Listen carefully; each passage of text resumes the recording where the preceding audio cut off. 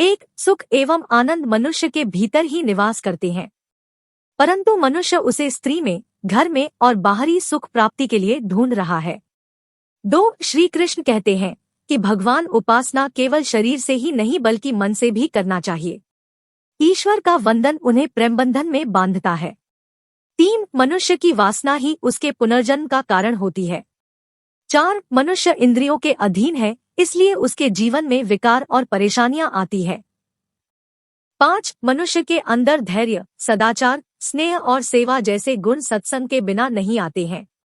6 श्री कृष्ण कहते हैं, जिस प्रकार शरीर से वस्त्र मैल होने पर बदलते हैं, ठीक उसी प्रकार मन में यानी हृदय में मैले होने से उसे निकाल देना चाहिए। 7 जवानी में जिसने ज्यादा पाप किए हैं, उसे बुढ़ापे में नींद नहीं आती है, उसे वह पश्चाताप में बिताते हैं। 8 भगवान ने जिसे संपत्ति दी है उसे गाय रखकर सेवा करनी चाहिए, इससे भगवान प्रसन्न होते हैं। 9 जुआ, मदिरा पान, परस्त्री गमन, अनैतिक संबंध, हिंसा, असत्य, मद, आसक्ति और निर्दयता इन सब में कलयुग का वास है, इसलिए इसका और एक नाम है घोर कलयुग। 10 अधिकारी शिष्य को यानी जो ज्ञान प्राप्त करने में परिश्रम करते हैं उसे सद्गुरु अवश्य मिलता है।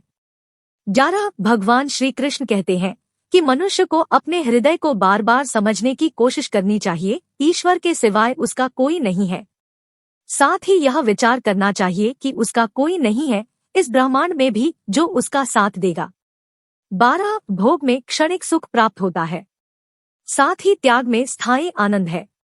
13 श्री कृष्ण कहते हैं कि सत्संग ईश्वर की कृपा से मिलता है, परंतु कुसंगति में पड़ना मनुष्य के अपने ही विचारों के कारण होता है। 14 लोभ और मोह माया, किसी से अधिक लगाव पाप के माता पिता कहे जाते हैं, साथ ही लोभ पाप का बाप ही है। 15 श्री कृष्ण कहते हैं कि स्त्री का धर्म है कि रोज तुलसी और पार्वती का पूजन करे, इससे उनकी सुख समृद्धि हमेशा बने रहते हैं। 16 मनुष्य को अपने मन और बुद्धि पर हमेशा विश्वास नहीं करना चाहिए, क्योंकि ये बार बार मनुष्य को दगा देते हैं। खुद को निर्दोष मानना बहुत बड़ा गुनाह साबित होता है।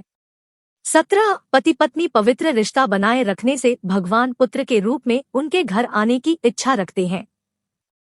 18 भगवान इन सभी कसौटियों पर कसकर जांच पर कर ही मनुष्य को अपनाते हैं, इसलिए मन में गलत विचार नहीं रखना चाहिए, सदैव आप किसी के साथ प्रेम भाव से रहना चाहिए।